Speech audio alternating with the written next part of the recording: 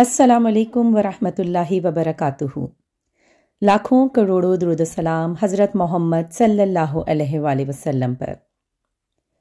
شوال 10 نبوی میں حضور صلی اللہ علیہ وآلہ وسلم طائف تشریف لے گئے۔ اس سفر میں آپ کے ساتھ آپ کے غلام حضرت زید بن حارثہ تھے۔ طائف میں ثقیف کا قبیلہ آباد تھا۔ آپ یہ اندازہ کرنے کے لیے طائف تشریف لے گئے کہ قبیلہ ثقیف کے دلوں میں بھی اسلام کے لیے کچھ گنجائش ہے یا نہیں۔ آپ یہ امید بھی لے کر گئے تھے کہ ممکن ہے یہ لوگ مسلمان ہو جائیں اور آپ کی حمایت میں اٹھ کھڑے ہوں۔ طائف پہنچ کر آپ نے سب سے پہلے اس قبیلے کے سرداروں کے پاس جانے کا ارادہ کیا۔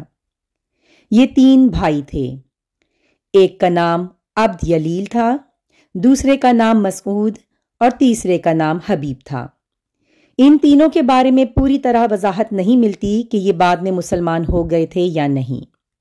بہرحال آپ نے ان تینوں سے ملاقات کی، اپنے آنے کا مقصد بتایا، اسلام کے بارے میں بتایا، انہیں اسلام کی دعوت دینے کے ساتھ مخالفوں کے مقابلے میں ساتھ دینے کی دعوت دی۔ ان میں سے ایک نے کہا، کیا وہ تم ہی ہو جسے خدا نے بھیجا ہے؟ ساتھ ہی دوسرے نے کہا، تمہارے علاوہ خدا کو رسول بنانے کے لیے کوئی اور نہیں ملا تھا؟ اس کے ساتھ ہی تیسرا بول اٹھا، خدا کی قسم میں تم سے کوئی بات چیت نہیں کروں گا، کیونکہ اگر تم واقعی اللہ کے رسول ہو تو تمہارے ساتھ بات چیت کرنا بہت خطرناک ہے، اور اگر تم نبی نہیں ہو تو تم جیسے آدمی سے بات کرنا زیب نہیں دیتا۔ آپ ان سے مایوس ہو کر اٹھ کھڑے ہوئے۔ اب ان تینوں نے اپنے یہاں کے اوباش لوگوں کو اور اپنے غلاموں کو آپ کے پیچھے لگا دیا۔ وہ آپ کے گرد جمع ہو گئے۔ راستے میں بھی دونوں طرف لوگوں کا ہجوم ہو گیا۔ جب آپ ان کے درمیان سے گزرے تو وہ بدبخت ترین لوگ آپ پر پتھر برسانے لگے، یہاں تک کہ آپ جو قدم اٹھاتے وہ اس پر پتھر مارتے۔ آپ کے دونوں پاؤں لہو لہان ہو گئے، آپ کے جوتے خون سے بھر گئے۔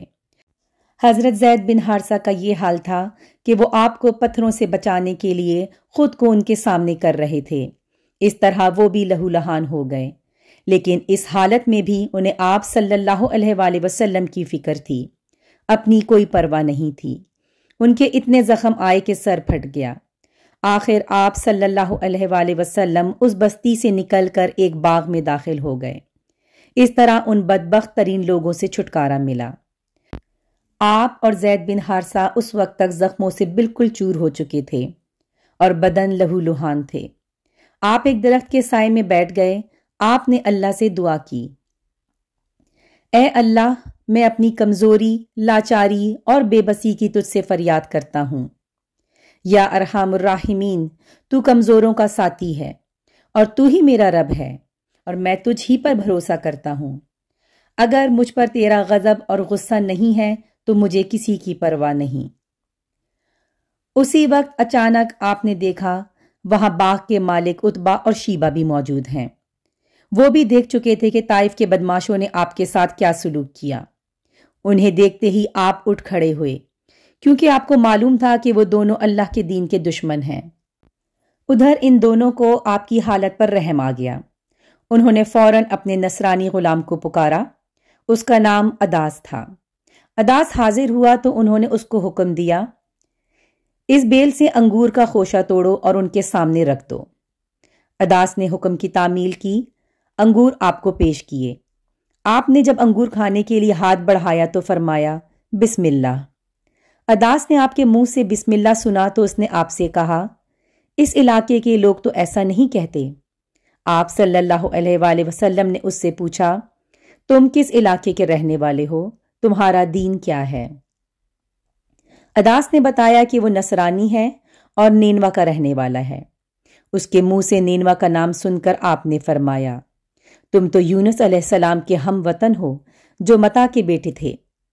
اداس بہت حیران ہوا اور بولا، آپ کو یونس بن متا کے بارے میں کیسے معلوم ہوا؟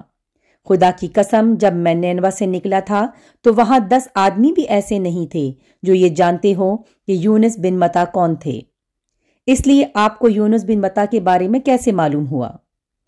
اس میں نبی کریم صلی اللہ علیہ وآلہ وسلم نے فرمایا، وہ میرے بھائی تھے، اللہ کے نبی تھے اور میں بھی اللہ کا رسول ہوں۔ اللہ تعالیٰ ہی نے مجھے ان کے بارے میں بتایا ہے اور یہ بھی بتایا ہے کہ ان کی قوم نے ان کے ساتھ کیا سلوک کیا تھا۔ آپ کی زبان مبارک سے یہ الفاظ سنتے ہی اداس فوراً آپ کے نزدیک آ گیا اور آپ کے ہاتھوں اور پیروں کو بوسہ دینے لگا۔ باغ کے مالک اتبا اور شیبا دور کھڑے یہ سب دیکھ رہے تھے۔ انہوں نے اداس کو آپ کے قدم چومتے دیکھا تو ان میں سے ایک دوسرے سے بولا، تمہارے اس غلام کو تو اس شخص نے گمراہ کر دیا۔ پھر اداس ان کی طرف آیا تو ایک نے اس سے کہا، تیرا ناس ہو، تجھے کیا ہو گیا تھا کہ تو اس کے ہاتھ اور پیر چھونے لگا تھا؟ اس پر اداس بولا، میرے آقا، اس شخص سے بہتر انسان پوری زمین میں نہیں ہو سکتا۔ اس نے مجھے ایسی بات بتائی ہے جو کوئی نبی ہی بتا سکتا ہے۔ اتبا اور شیبا کے باغ سے نکل کر آپ صلی اللہ علیہ وآلہ وسلم قرن ثعالب کے مقام پر پہنچے۔ یہاں پہنچ کر آپ نے سر اٹھایا تو ایک بدلی آپ پر سایہ کیے ہوئے نظر آئی۔ اس بدلی میں آپ کو جبرائیل علیہ السلام نظر آئے۔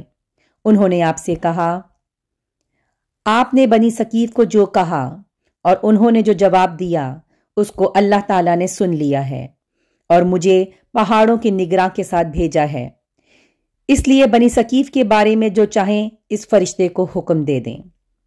اس کے بعد پہاڑوں کے فرشتے نے حضرت صلی اللہ علیہ وآلہ وسلم کو پکارا اور عرض کیا، اے اللہ کے رسول، اگر آپ چاہیں تو میں ان پہاڑوں کے درمیان اس قوم کو کچل دوں یا انہیں زمین میں دھسا کر ان کے اوپر پہاڑ گرا دوں۔ پہاڑوں کے فرشتے کی بات کے جواب میں نبی کریم نے فرمایا، نہیں، مجھے توقع ہے کہ اللہ ان کی اولاد میں ضرور ایسے لوگ پیدا فرمائے گا جو اللہ تعالیٰ کی عبادت کریں گے اور اس کے ساتھ کسی کو شریک نہیں ٹھہرائیں گے۔ اس پر پہاڑوں کے فرشتے نے جواب دیا، اللہ تعالیٰ نے جیسے آپ صلی اللہ علیہ وآلہ وسلم کو نام دیا ہے، آپ حقیقت میں رؤوف الرحیم ہیں، یعنی بہت معاف کرنے والے اور بہت رحم کرنے والے۔ طائف کے اس سفر سے واپسی پر 9 جنوں کا آپ صلی اللہ علیہ وآلہ وسلم کے پاس سے گزر ہوا۔ وہ نصیبین کے رہنے والے تھے۔ یہ شام کے ایک شہر کا نام ہے۔ آپ اس وقت نماز پڑھ رہے تھے۔ جنات نے آپ کی قرات کی آواز سنی تو اسی وقت مسلمان ہو گئے۔ پہلے وہ یہودی تھے۔ طائف سے واپسی پر آپ مکہ میں داخل ہوئے تو حرم میں آئے اور بیت اللہ کا طواف فرمایا۔ اس کے بعد آپ گھر تشریف لے گئے۔ ادھر 9 جن جب اپنی قوم میں گئے تو انہوں نے باقی جنوں کو آپ صلی اللہ علیہ وآلہ وسلم کے بارے میں بتایا۔ چنانچہ وہ سب مکہ پہنچے۔ انہوں نے حجون کے مقام پر قیام کیا اور ایک جن کو آپ صلی اللہ علیہ وآلہ وسلم کی خدمت میں بھیجا۔ اس نے آپ سے عرض کیا، میری قوم حجون کے مقام پر ٹھہری ہوئی ہے، آپ وہاں تشریف لے چلیے۔ آپ نے اس سے وعدہ فرمایا کہ آپ رات میں کسی وقت حجون آئیں گے۔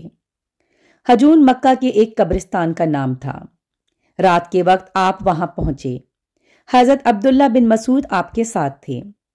حجون پہنچ کر آپ نے حضرت عبداللہ بن مسعود کے گرد ایک خط کھینچ دیا اور فرمایا، اس سے باہر مت نکلنا۔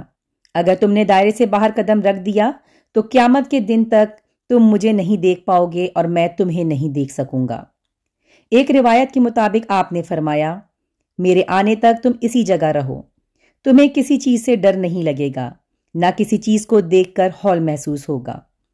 اس کے بعد آپ کچھ فاصلے پر جا کر بیٹھ گئے۔ اچانک آپ صلی اللہ علیہ وآلہ وسلم کے پاس بالکل سیاہ فام لوگ آئے۔ یہ کافی تعداد میں تھے۔ آپ پر ہجوم کر کے ٹوٹ پڑے تھے، یعنی قرآن پاک سننے کی خواہش میں ایک دوسرے پر گر رہے تھے۔ اس موقع پر حضرت عبداللہ بن مسعود نے چاہا کہ آگے بڑھ کر ان لوگوں کو آپ کے پاس سے ہٹا دیں، لیکن پھر انہیں آپ کا ارشاد یاد آ گیا اور وہ اپنی جگہ سے نہ ہلے۔ ادھر جنات نے آپ سے کہا، اے اللہ کے رسول، ہم جس جگہ کے رہنے والے ہیں، یعنی جہاں ہمیں جانا ہے وہ جگہ دور ہے، اس لیے ہمارے اور ہماری سواریوں کے لیے سفر سامان کا انتظام فرما دیجیے۔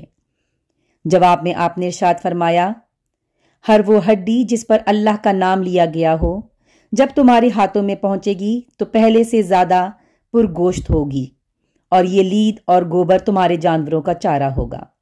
اس طرح جنات آپ پر ایمان لے آئے۔ तुफैल बिन उम्र दोसी एक ऊंचे दर्जे के शायर थे। ये एक मर्तबा मक्का आए। उनकी आमद की खबर सुनकर कुरैश उनके गिर्द जमा हो गए।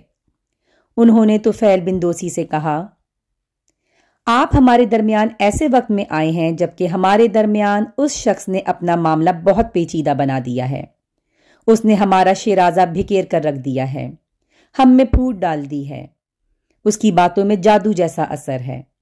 उसने 2 सगे भाइयों में फूट डाल दी है। अब हमें आपकी और आपकी कौम की तरफ से भी परेशानी लाहिक हो गई है। इसलिए अब आप ना तो इससे कोई बात करें और ना उसकी कोई बात सुने। उन्होंने उन पर इतना दबाव डाला कि वो कहने पर मजबूर हो गए, ना मैं मोहम्मद की कोई बात सुनूंगा और ना उनसे कोई बात करूंगा। दूसरे दिन तुफैल बिन उम्र दोसी काबे का तवाफ करने के लिए गए तो उन्होंने अपनी कानों में कपड़ा ठोंस लिया कि कहीं उनकी कोई बात उनके कानों में ना पहुंच जाए। आप सल्लल्लाहु अलैहि वसल्लम उस वक्त काबे में नमाज पढ़ रहे थे। ये आप सल्लल्लाहु अलैहि वसल्लम के करीब ही खड़े हो गए। अल्लाह को ये मंजूर था कि आपका कुछ कलाम उनके कानों में पड़ जाए। चुनाचे उन्होंने एक निहायत पाकीज़ा और खूबसूरत कलाम सुना। वो अपने दिल में कहने लगे, मैं अच्छे और बुरे में तमीज कर सकता हूं, इसलिए इन साहिब की बात सुन लेने में हर्ज ही क्या है। अगर ये अच्छी बात कहते हैं तो मैं कबूल कर लूंगा और बुरी बात हुई तो छोड़ दूंगा। कुछ देर बाद आप सल्लल्लाहु अलैहि वसल्लम नमाज से फारिग होकर अपने घर की तरफ चले तो उन्होंने कहा, ए मोहम्मद, आपकी कौम ने मुझसे ऐसा ऐसा कहा है, इसीलिए मैं आपकी बातों से बचने के लिए कानों में कपड़ा ठूंस कर आया था, मगर आप अपनी बात मेरे सामने पेश करें। ये सुनकर आप सल्लल्लाहु अलैहि वसल्लम ने उन पर इस्लाम पेश किया और उनके सामने कुरान करीम की तिलावत फरमाई। कुरान सुनकर तुफैल बिन उम्र दोसी बोल उठे, अल्लाह की कसम, मैंने इससे अच्छा कलाम कभी नहीं सुना। उसके बाद उन्होंने कलमा पढ़ा और मुसलमान हो गए। फिर उन्होंने अर्ज किया, ए अल्लाह के नबी, मैं अपनी कौम में ऊंची हैसियत का मालिक हूं। वो सब मेरी बात सुनते हैं और मानते हैं। मैं वापस जाकर अपनी कौम को इस्लाम की दावत दूंगा, इसलिए आप सल्लल्लाहु अलैहि वसल्लम मेरे लिए दुआ फरमा दें। इस पर आपने उनके लिए दुआ फरमाई। फिर वो अपने घर की तरफ रवाना हुए। घर पहुंचे तो वालिद से कहा, मैं मुसलमान हो गया हूं। मैंने मोहम्मद सल्लल्लाहु अलैहि वसल्लम का दीन कबूल कर लिया है।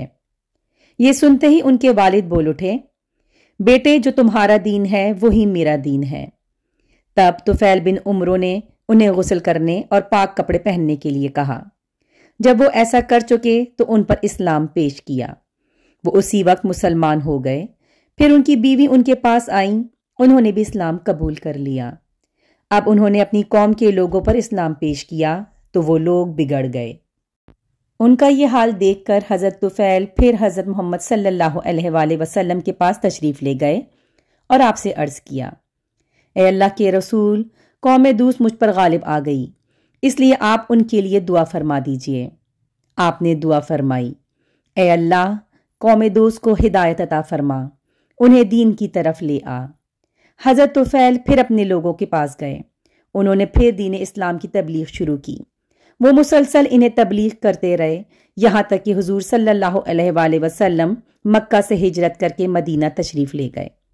आखिर वो लोग ईमान ले आए। हज़रत तुफैल बिन उम्रो उन्हें साथ लेकर मदीना आए। उस वक्त तक ग़ज़वा बदर, ग़ज़वा उहद और ग़ज़वा खंदक हो चुके थे और नबी करीम सल्लल्लाहु अलैहि वसल्लम खैबर के मकाम पर मौजूद थे। हज़रत तुफैल के साथ उस वक्त 70-80 घराने के लोग थे। उनमें हज़रत अबू हुरैरा भी शामिल थे। चूंकि ये लोग वहां ग़ज़वा खैबर के वक्त पहुंचे थे, इसलिए नबी करीम सल्लल्लाहु अलैहि वसल्लम ने तमाम मुसलमानों के साथ उनका भी हिस्सा निकाला। उम्मीद करती हूँ आज की वीडियो आपको पसंद आई होगी। नेक्स्ट एपिसोड के साथ फिर हाजिर होंगी। जब तक के लिए अल्लाह हाफिज़।